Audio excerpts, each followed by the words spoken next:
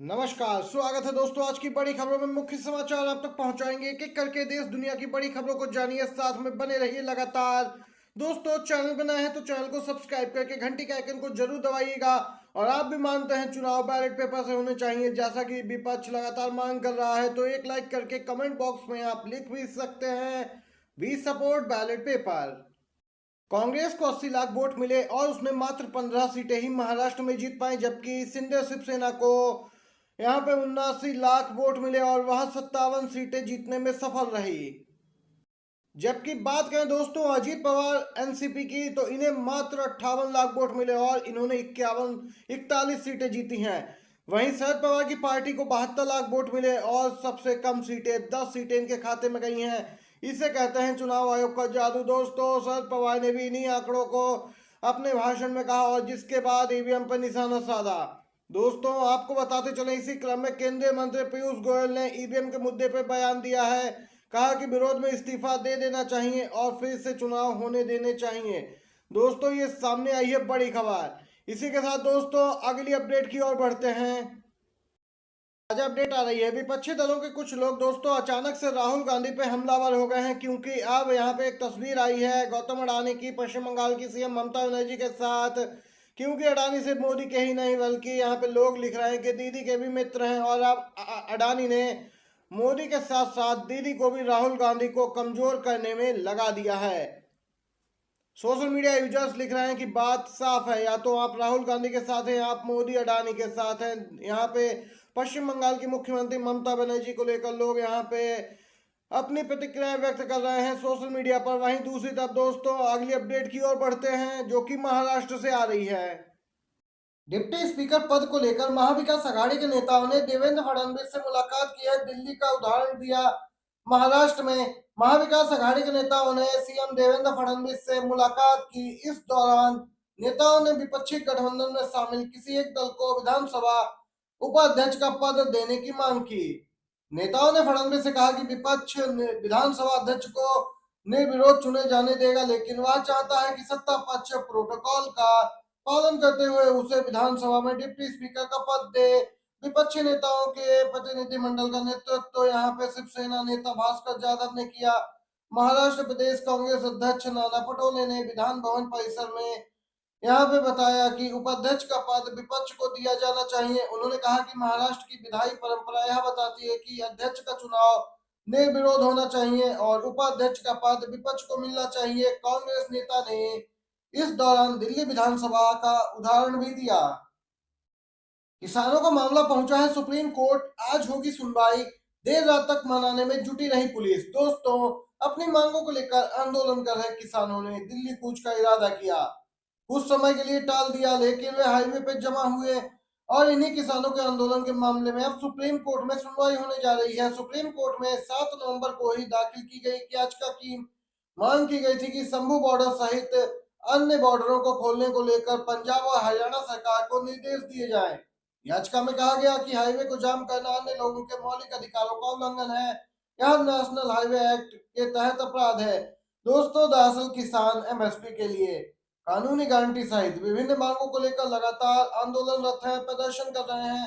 Supreme court में याचिका दाखिल की गई थी। दोस्तों, आपको बताते चले, किसान नेताओं ने ऐलान किया था दिल्ली कूच का। यहाँ पर पुलिस ने रोक लिया। शंभू बॉर्डर पर किसानों को रोका गया, आंसू गैस के गोले दागे गए। केजरीवाल का बड़ा दावा, भाजपा को पता है कि जनता आम आदमी पार्टी को वोट देती है, इसीलिए कटवा रही चुन चुन कर लोगों के वोट। दोस्तों, आपको बताते चले, एक ताजा अपडेट आ रही है इस समय की। आम आदमी पार्टी के राष्ट्रीय संयोजक केजरीवाल ने दिल्ली में लोगों के वोट कटने पर भाजपा पर एक बार फिर से निशाना साधा। केजरीवाल ने शाहदरा विधानसभा के अम्बेडकर कैंपस सहित अन्य इलाकों में रह रहे लोगों से वीडियो माध्यम से बात की और यहाँ पे दोस्तों उनका वीडियो भी सोशल मीडिया पे शेयर किया और दावा किया कि भाजपा चुन चुन कर लोगों के वोट कटवा रही है। शाहदरा के एक ही इलाके के 300 से ज्यादा लोगों के वोट काट दिए गए, जो 20 से 30 सालों से वहां पर रहते आ रहे हैं, वो भी केवल बीजेपी के बीएलओ की शिकायत पर। दोस्तों, आपको बताते चले, केजरीवाल ने कहा कि जिन लोगों के वोटर लिस्ट से नाम काटे हैं वो खुद कह रहे हैं कि शायद उनको पता चल जाता होगा कि हम लोग केजरीवाल को वोट देते हैं। देख सकते हैं दिल्ली विधानसभा चुनाव 2025 में होने वाले हैं। शुरुआती महीनों में संभावित हैं। उससे पहले यहाँ पे लगातार वार पलटवार का दौर जारी है। अरविंद केजरीवाल बैठकें कर रहे हैं, यहाँ पे स्थिति का जायजा ले रहे हैं, पार्टी को मजबूत करने में लगे हैं। इसी दौरान फिर से बीजेपी पे हमलावर दिखे। वहीं पंजाब में 5 नगर निगमों और 44 नगर परिषदों और नगर पंचायतों के लिए 21 दिसंबर को मतदान होगा। दोस्तों, राज्य निर्वाचन आयोग ने यह जानकारी दी।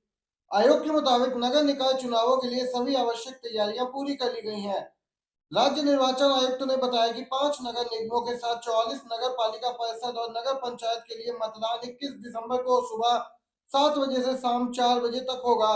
दोस्तों, आपको बताते चले, नगर निगम चुनाव के लिए ईवीएम की व्यवस्था की गई है। राज्य निर्वाचन आयोग के आयुक्त ने कहा कि मतदान के लिए ईवीएम का इस्तेमाल किया जाएगा। चुनाव में इस्तेमाल के लिए पर्याप्त संख्या में ईवीएम की व्यवस्था भी की गई है। इसके साथ ही दोस्तों, सुरक्षा बलों के हजारों जवान किए जाएंगे तैनात। कुल 1600 मतदान स्थल बनाए जाएंगे, जिनमें दोस्तों 3809 मतदान बूथ होंगे और सुरक्षा व्यवस्था के लिए यहाँ पे कई हजार जवान भी तैनात किए जाएंगे। सीएम नीतीश कुमार ने दोनों डिप्टी सीएम को किया आउट। अब तो बीजेपी को लगा है बड़ा झटका बिहार में भी। बिहार में भले ही एनडीए सरकार हो, नीतीश कुमार मुख्यमंत्री हो, लेकिन भाजपा के कोटे से 2 डिप्टी सीएम आते हैं। दोस्तों, सम्राट चौधरी और विजय सिन्हा। लेकिन शुरुआती दौर में उद्घाटन शिलान्यास कार्यक्रम वाले विज्ञापनों में इनकी फोटो नाम दोनों शामिल होते थे, लेकिन जैसे जैसे समय बीतता गया वैसे वैसे एक एक करके डिप्टी सीएम आउट होते जा रहे हैं। अब तो दोनों डिप्टी सीएम को विज्ञापन से गायब कर दिया गया है। लगातार खींचतान जारी है। एनडीए के अंदर बिहार में बीजेपी और जेडीयू के नेता वार पलटवार कर रहे हैं। अब तो दोस्तों, सूबे के अखबारों में जो सरकारी विज्ञापन छप रहे हैं उनमें मुख्यमंत्री नीतीश कुमार की तस्वीर नाम मौजूद होता है, लेकिन सूबे के दोनों डिप्टी सीएम आउट होते हैं, जिसके बाद एक बार फिर से चर्चाओं का बाजार गर्म है कि कहीं एक बार फिर पलटी मारने की तैयारी में तो नहीं है नीतीश कुमार। दोस्तों, ये ताजा अपडेट निकल के आई है बिहार से। वहीं बिहार विधानसभा चुनाव को लेकर अभी से ही तैयारियां शुरू हो गई हैं। 2025 में चुनाव होने हैं बिहार में विधानसभा के। उससे पहले लालू यादव के बड़े बेटे तेज प्रताप ने बड़ा ऐलान किया है। किस सीट से लड़ेंगे विधानसभा चुनाव, यह भी जानकारी दी। बिहार के पूर्व स्वास्थ्य मंत्री और वर्तमान में राष्ट्रीय जनता दल के विधायक तेज प्रताप यादव अगला विधानसभा किस सीट से चुनाव लड़ेंगे, यहाँ पे उन्होंने जानकारी दी। 2025 के अंत में ये चुनाव होने हैं।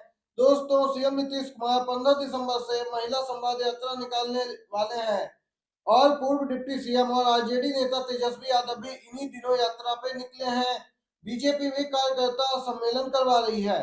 दोस्तों, इसी बीच एक बड़ा ऐलान कर दिया है बिहार के पूर्व स्वास्थ्य मंत्री तेज प्रताप यादव ने।